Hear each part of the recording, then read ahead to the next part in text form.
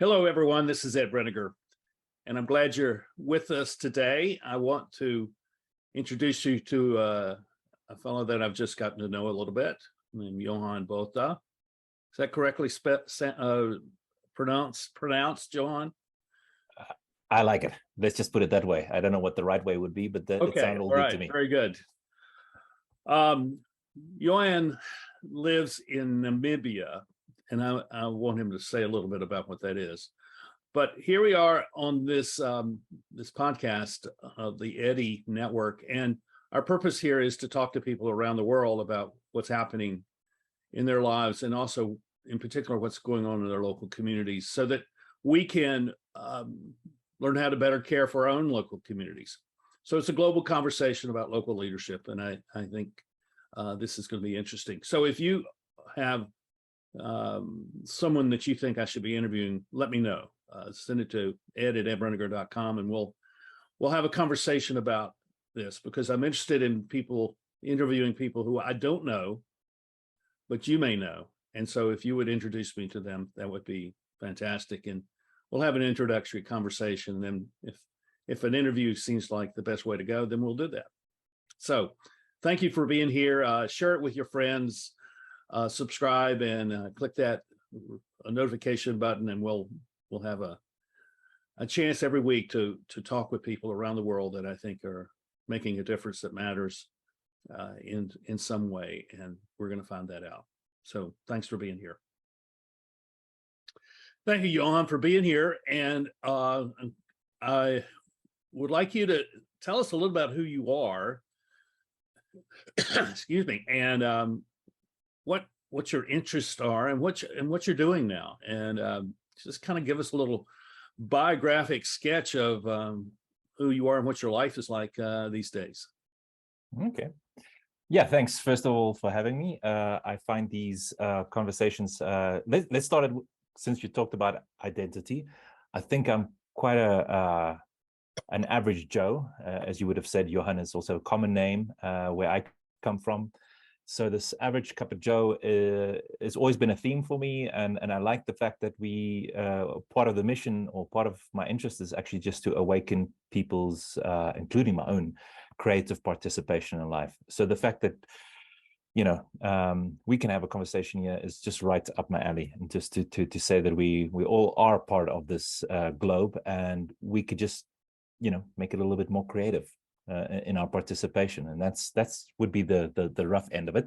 Who I am is I guess first and foremost a South African who now live in Namibia, which is bordering South Africa. And I am attracted to Namibia by its desert landscape, its vastness. It's the second least populated place on Earth, apparently, and beautiful skies, beautiful sunsets. And before that, I was living in Germany for 6 years. So when you were speaking about local community, I think the reason that resonated was, in one way, I have been living quite nomadic and uprooted, an uprooted existence, and not tending to the community, which is almost the way that things oscillate from one extreme to the other. Is I became super interested in community now, but it's possibly out of which first not tending to it, not appreciating my local small South African community, feeling like, oh, we're at the bottom end of the earth and the rest of the world is in the Americas and Europe and everywhere else where all the action is, and down there in the southern tip of Africa, we're just so excluded. And we were also actually because there were also during apartheid times when I was still a kid, and so we were also physically and literally excluded from so many activities. So it's not just a figment of my imagination. In many ways, we were excluded, and I guess that is part of the fantasy of traveling the world, becoming a global citizen, I guess. But it doesn't really work that way. So I like the idea of going back to local, of finding your roots, finding your connections, and I guess the kind of work that I'm interested in is balancing those two, now a little bit global, identityless, and forming identities in local environments. So yeah, the balance between that is probably, yeah. So what is it that you do every day? What occupies your life each day? Hmm. I'm going to use a metaphor I just heard when I was at a stargazing spot here in Namibia. There's a farm where amateur stargazers come because it's apparently the second best, less air pollution in the globe, and so it's an amateur astrologist's haven. And the woman who runs just the farm there talked about daytime consciousness and nighttime consciousness as it being different, and we tend to toil in the daylight, and especially in the African sun, it's quite harsh, and we really appreciate shade. But nighttime, we get to lift our gaze to the stars, and it's much more broad and dreamy, our thinking, right? So during the day, the daytime consciousness, my daytime, which is not necessarily just happening during the day. Now, using this as a metaphor, the daytime toil is between being a dad, a chauffeur for all my kids' activities, and running a psychometric assessment company, doing integrity assessments for selection and hiring purposes. And we move that into kind of trying to develop character and integrity in teams and leadership and so forth. That is kind of like the daily bread between being father and running psychometric assessments, and a small team of that sort. The nighttime consciousness is the dreamer inside of me that likes to awaken creative participation, and that is all my dialogue work, the storytelling work, the kind of community experimental work of finding new ways to relate and work together, and even renew our orientation towards leisure, and all these type of experiments. To give an example, one would be doing creative dialogue work in the form of what we're calling social alchemy, which is bringing various of my interests together, which is really just experiments in relating, thinking of character and morals and ethics, but also in holding space for others, which is facilitation type work, dialogue type work, community type work, and then storytelling, working with myths, working with our imagination and fantasy. So yeah, that's the kind of passion, meaningful stuff that I find at night, in the nighttime consciousness and in my dreams. Yeah. What's the spectrum of people that are involved in this storytelling thing that you're into? Tell me about the people that are involved with you in there. There's a beautiful storytelling network in Europe, mainly German focused, but they've got international reaches. That it's a storytelling network called Beyond Psychometrics that anybody can look into. In the States, there's been some people that has had influenced me. There's a story activist, I think she's called Mary Alice. People should look into if they're into story work. And yeah, so it's a global thing. Usually, my first career was in filmmaking. So I approach storytelling as an art, as a craft first. And then I realized there's people that actually use storytelling as a way to listen. Actually, maybe it's even better to say it's story listening, to, in a way, what you're doing. You know, like to listen to people's stories, to give them space to have a chance to solidify themselves in your presence, to try and weave the threads of their existence right in front of you, to try and make sense of their lives. So there's storytelling and this identity formation work where you hold space where somebody's trying to form their identity in your presence, and you get to listen to that, or how they try to make sense of their myths and stories and their culture and everything. I put a lot in that kind of storytelling camp. Is quite broad.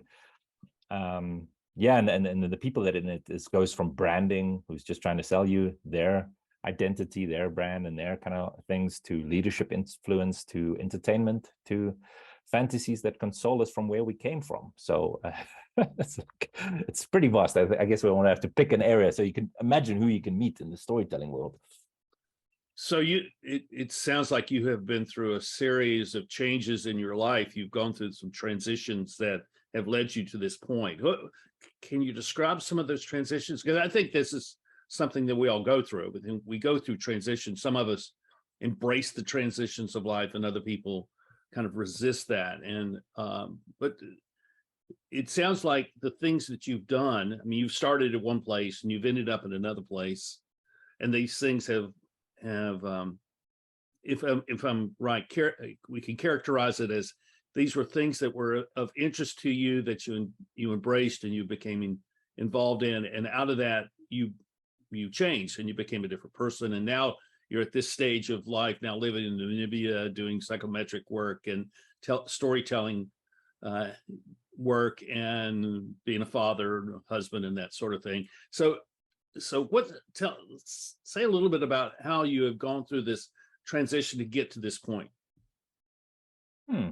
Yeah, that would be 100% storytelling, you know, like, so. Yeah.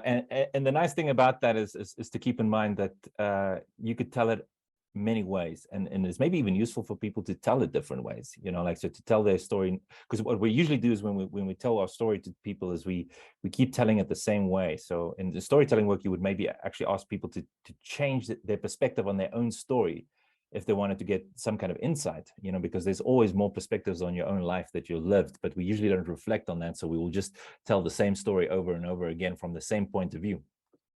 So one way that I'll explore that now, the transitions, is some of it is you want to go on adventures, like I said, like I wanted to see the world, and some of the transitions is through your failures, you know, like I had other dreams first of becoming just a filmmaker, you know, and part of that acknowledgement is that dream didn't pan out the way that I thought it did, but in that is the blessing of that transition or transformation moments. Even, you know, I noticed, for example, when I was in an artistic mind or in a storytelling mind and trying to make films, I was unbelievably uncompromising, which means I was unbelievably unreceptive to what other people thought, which meant, like, now it's easy in hindsight to see how difficult it was for me to grow in that field, because you couldn't teach me anything. I was just not receptive. I just really had my strong opinions of what good art is, good cinema is, and so forth. Luckily now I'm less sure, and that's a good thing, to be a little bit in that unknowing. It's a good way to have dialogue, and it's a good way to enter into transitions, because if you're very sure, you'll just tell what I'm saying is you'll tell the same story again. So and if I could have told the story of my failure in being a A-list filmmaker, or the kind of aspirations that I had, I could have told that people just don't know what good art is, so they didn't appreciate my films. Or I could have told it in other ways to try and keep the fantasy of me as this awesome filmmaker alive. Or you could just get curious about who you are, and maybe you're not just a filmmaker or a writer or a psychologist or a baker, or you're just many things, and those are, some of those are going to be happenstance to just what you're exposed to, and I always resonated with filmmaking and watching films, so that was just in my range of possibilities to be. But the longer you live and the more you open yourself up, now, where before, like, just being a film director is would have been the most amazing thing that you could be, and that's why I wanted to be that, because I think you usually want to try and pursue, or I wanted to pursue, what I thought was one of the most amazing things to be. And now I see the most amazing things in all sorts of places, and game ranger, just walking, you know, like taking people on walks, dialogue facilitator. I mean, that is so unromantic, of setting people around and just having talks. Now all of a sudden I wouldn't want to do anything else sometimes. Just if I could earn a living just bringing people to sit in a circle and listen to each other's stories, and how they make sense of the world. And in a time like this, I could not think of anything better. So yeah, these transitions, yeah, they sometimes it's your doing, and sometimes it's not your doing, but you just got to be open to it. The world changes you also, you know, like. Well, that's fascinating. When we were introduced, I had no idea that we would end up talking about storytelling, and here we are. And I think our stories change over the period of our lives, and I think that's good. That's a good thing, because we experience new things, and the stories we tell.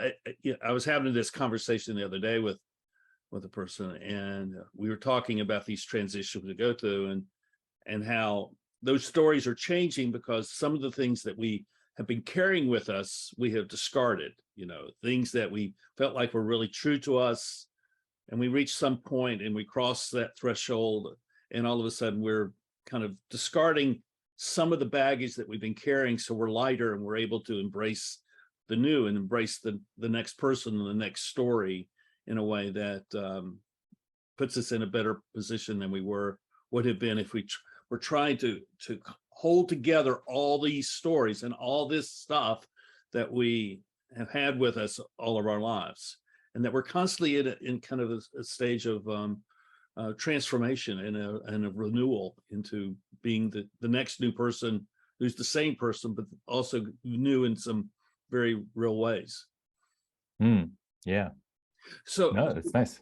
So let me ask you this question. So in thinking about this transition, what was it like to leave Germany and come to Namibia? What kinds of things went through your mind, and what kind of changes did you go through as a family in making that transition? Yeah, being a South African, coming back to kind of familiar Southern African climate and surroundings, for me personally, it was pretty easy. I had how do we say, I moved with intent, in the sense of an openness to explore some of what my imagination thought of Namibia as a vast open space, a really spacious space, and it's themes that is important to me. You know, like I feel like we're occupied so much with social medias, with everything. There's so much. So for me, it was a good way of opening up space, quite literally just being in these more sparse surroundings, and that has been great. For the kids, they were pretty raised German, so it's interesting. Like I'm not German, but my kids are pretty German, and for them it was, I guess, a culture shock to kind of come to Namibia. I hear some Namibians speak actually about Africa as Africa for beginners, for Europeans at least. You know, like for some people say this is it's an easy in if you wanted to get into Africa, but I think that's selling it in one way wrong, because Africa is so diverse. You know, like Namibia is going to be very different to Zimbabwe or Botswana, its neighbors, or Angola, and yeah. So the transition to Germany is in a way, or to Europe was harder, was longer, but also got comfortable there. In the end, it's you know, like you meet people, and it's people that really makes a place for me. You know, like, and so yeah. That's great. Let's talk a little bit about local communities, because that's a theme of our show here. And you're involved in a community. You live in a community, and what is that like? What's the interaction that you have on a kind of daily basis with people there? What's that like? I mean, you have like you know, coffee shops that you hang out at, things like that. I mean, that, you know, they call those third places that people gather, that's social, and builds a sense of camaraderie and a kind of a commonality for a community. Yeah. Places like that you hang out? Yeah, not enough. So, but yes. So a lot of my work community has been online and exceedingly global today. So that's an interesting thing that we should all just also tend to. Of course, one, because of what I said in the beginning, I'm quite attracted to have a quite a diverse global network of community, but it's not the same than having local support and local interaction in persons, and actually get your body to move and interact with people in a physical space. I think that's very important. So the one community that's forming for me that I'll highlight, that's just interesting. So we've got the school kind of community. Kids was always helpful with creating something around the school, and well, actually, they're also the one of the kind of, because I know just so community minded, something that a younger self of mine would never have done, because I'm too egotistical. now in this stage of my life, I go sell drinks at on Fridays as football matches for my son, and just the whole community is playing their football matches and on Fridays, and it's usually happening at their school, because their school just has one of the better pitches. A lot of places don't have a lot of nice pitches, so their school is usually the host, and they need drinks to be sold. And I go most Fridays and go sell drinks, and then you start creating community next to a football pitch also, and there you're in service of that. And it's a small way that I just really like, like and to let go of these egotistical things of like what you should be doing with your time, and your time is not worth sitting around a football field selling drinks, like, and just goes to show how warped sometimes our minds, mine, maybe other people who had a lot more understanding where the wealth is in friendship and community and so on, but mine was usually some other weird aspirations, probably of admiration and fame or something silly like that. But yeah, now it's just great to sit next to a football field and sell drinks and getting into conversations with people. And my other favorite hangout my favorite hangout that I wanted to mention was, we got a dog, and I love walking, and now I just love taking the dog to a farm on the outskirts of Namibia, where they've got a beautiful setup for mountain bikes and mountain trials and hiking, and with solar panels, they created a coffee shop there, and it's turned into a place where a lot of people go walk their dogs. A lot of mountain bikers come and cycle. And since I think the pandemic, a lot of more people got into outdoorsy stuff like mountain biking and hiking.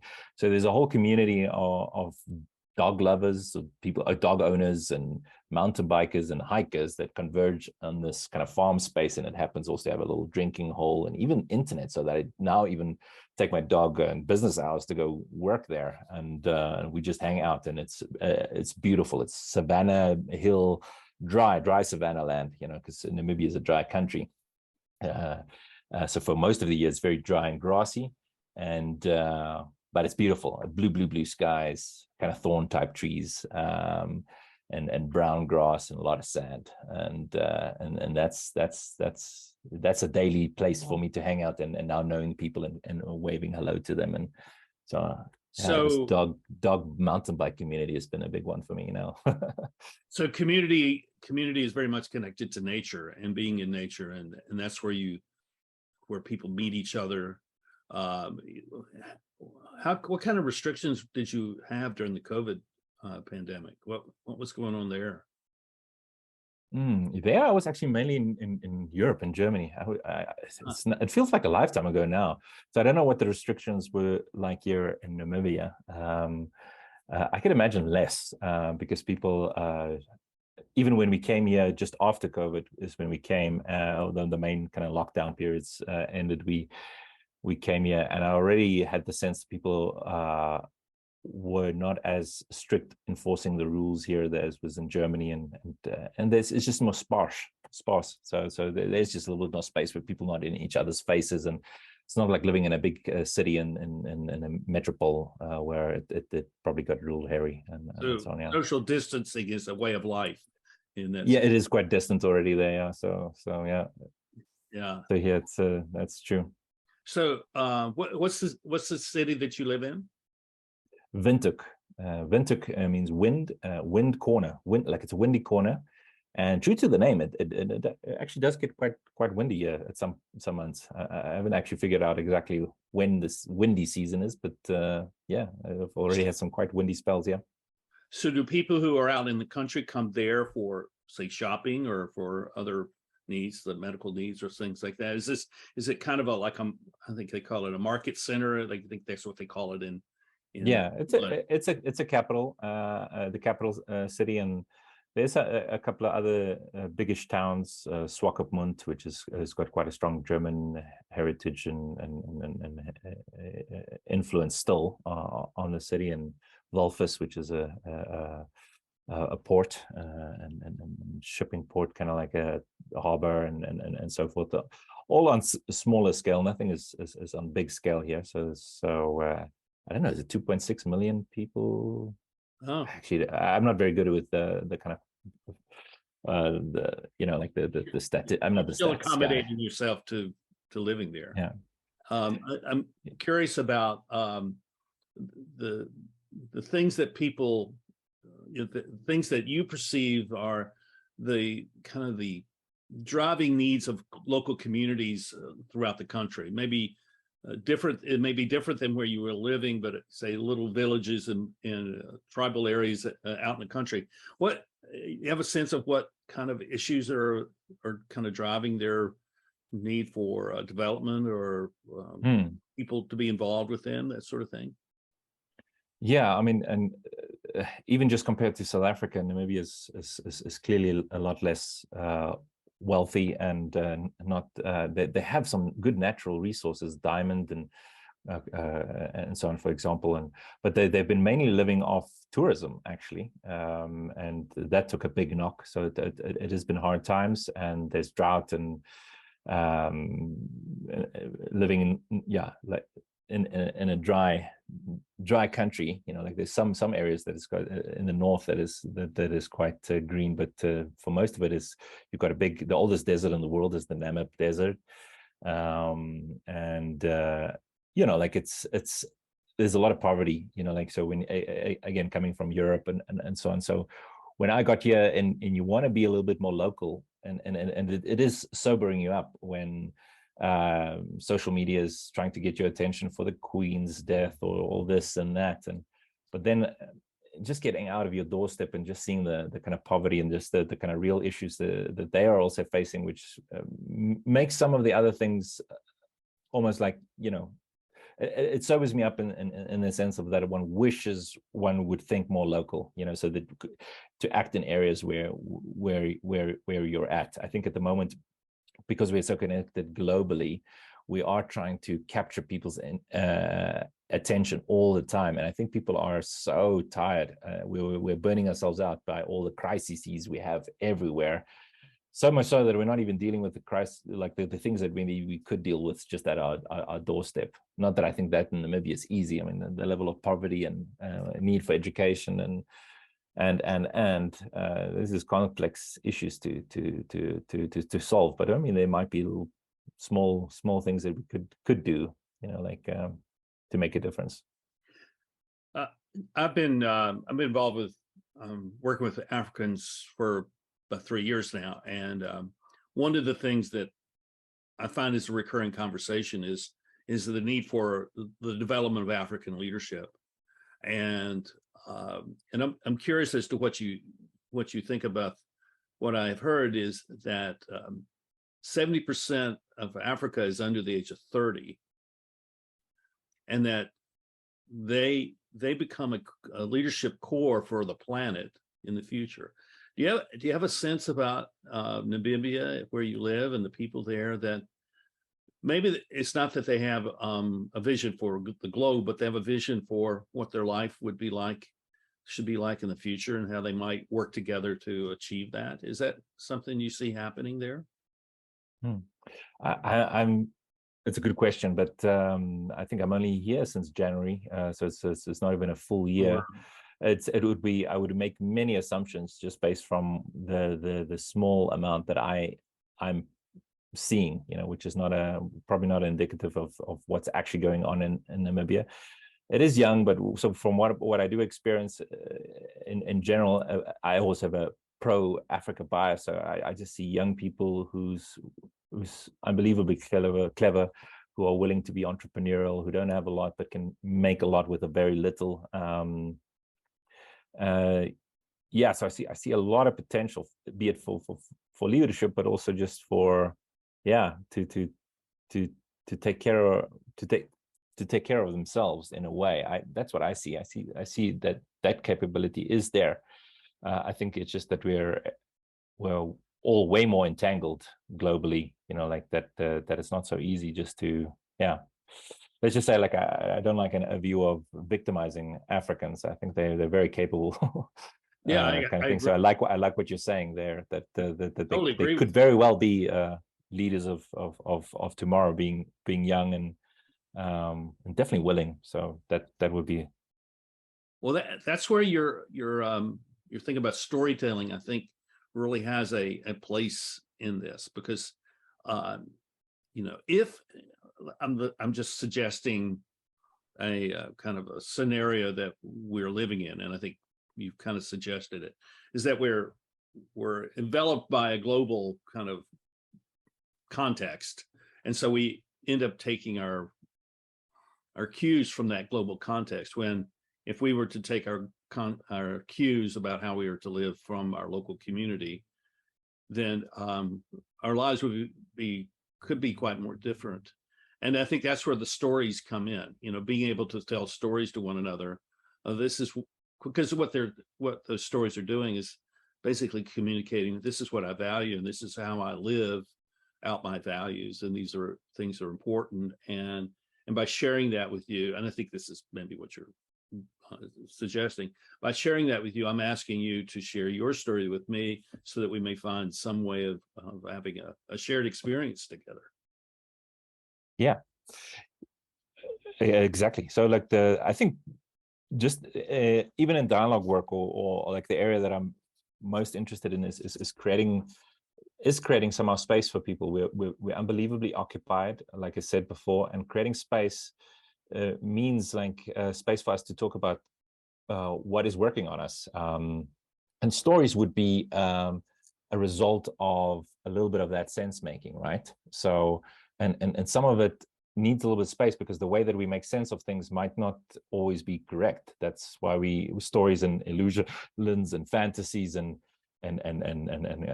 conspiracy theories. I mean, like, so people in uncertain times, they're trying to make sense of something. And so some people would come up with conspiracy theories and stories around COVID, for example, all over the world. And then we try and not listen to that, right? Actually, so it's very easy to say we should listen to people's stories until we don't agree with their stories. Then we shut them down. And stories, which is also tricky, is usually revolve around conflict, which people also don't like. But it is it is a way for you to deal with the things that you are conflicted about. Could be about government's influence on whether you need to get vaccinated and how that could play out in various kind of stories or this and that. But what I'm sensing is there's not a lot of patience and not a lot of time to really listen, and no space to really make sense of what's going on. So storytelling is not the be all and end all for me. That's why I use a lot of dialogue in a different way. Storytelling is like I think the meaning making process of what we've already made, but then we need a reflective practice over that. And I think to kind of see how are we getting trapped in some of our own self-interest or paranoia or this or that, or like there's never just one side to a story. There's many sides to a story, but to give people the opportunity to tell their story, and that's quite something. So I think I'm hearing you correctly.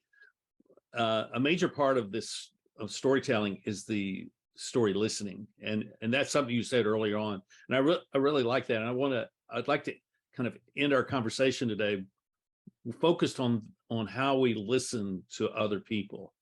And my sense is that we're I think this is what you're saying. We're kind of trapped in a situation where when we listen, we feel like we must either agree or disagree, and we don't really have to do either one. We can just listen.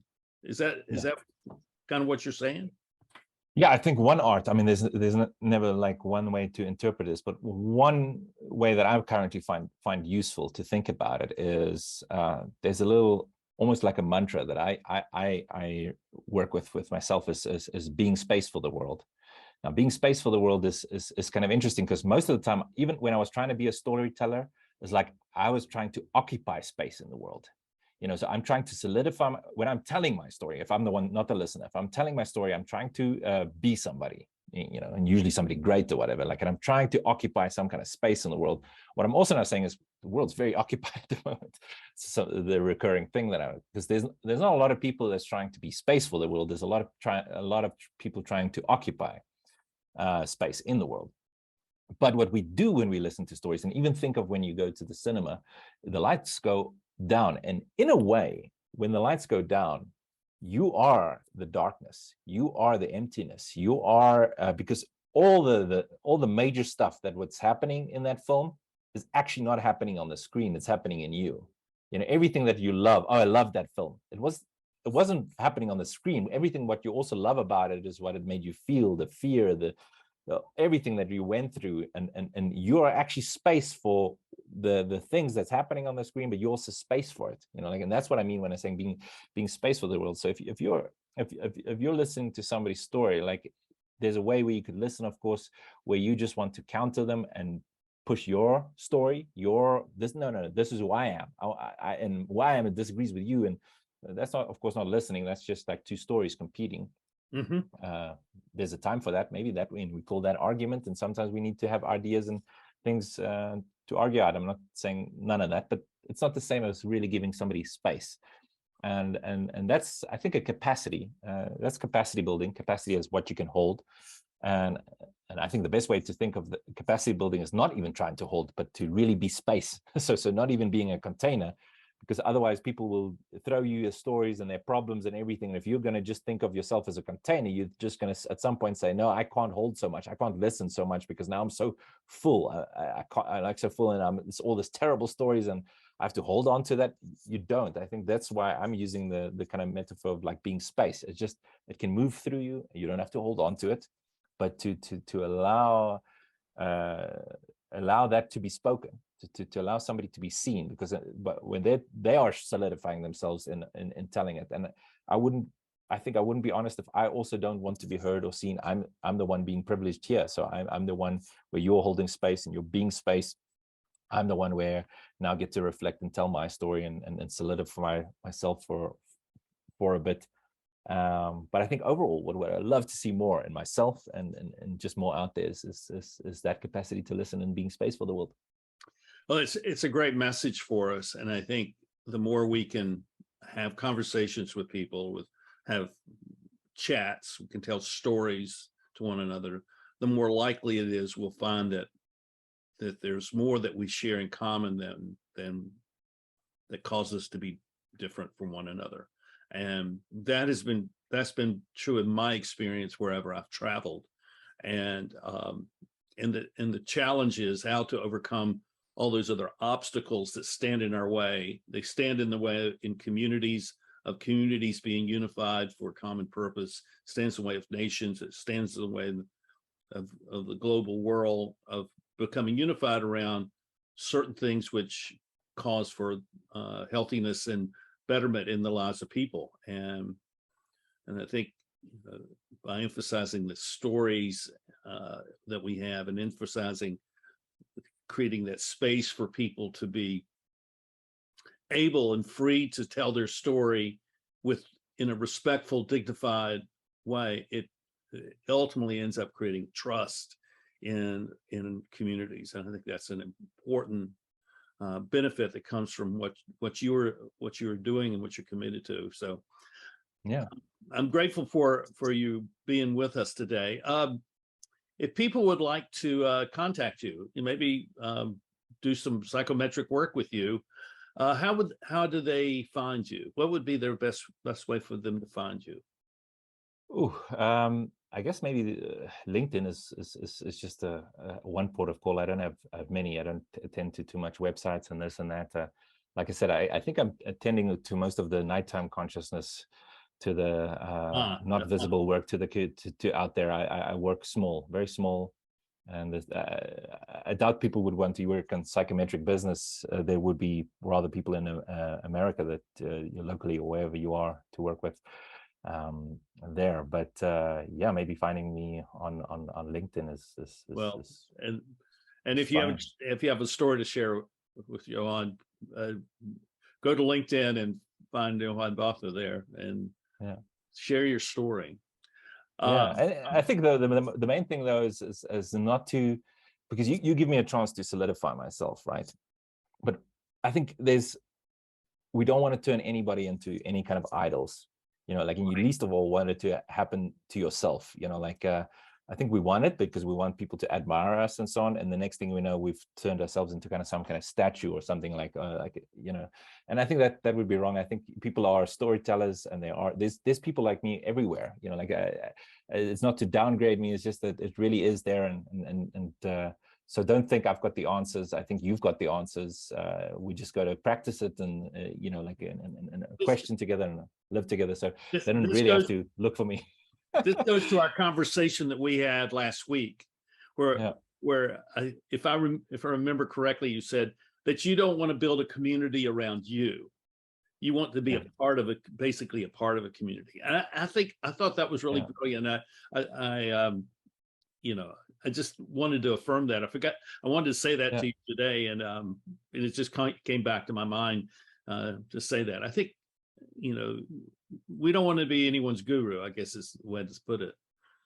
Yeah, so you actually touched on how I apply that same thinking in a working context of how to create space for a lot of people just to kind of work together, but not revolving around me or anything. You know, like it even goes back to the way that I wanted to make films, is how does life has a life of its own, you know, like, and I'm taking in it as same as you, as same as everybody else. And so I don't have anything more except what we're breathing the same air. I'm drinking from the same fountain, I guess, or whatever the sources of our life is, this planet. And yeah, the best we can do is just have conversations and enjoy each other's company as much as possible. But yeah, I'm all for that. Well, again, thank you, Johann, for being here, and appreciate what you're doing and your thoughts. And I wish you well, with you and your family well, as you settle into life in Namibia. And I wish your community life would be rich and flourishing for you. Yeah, and thank you for the conversation. And I think it's great what you're doing, because you are putting the spotlight onto others and normal people and out there, and you really are holding that space. I think it's a beautiful project. So, you know, keep on. All right. Well, thank you, everyone. We'll see you next time. Bye-bye.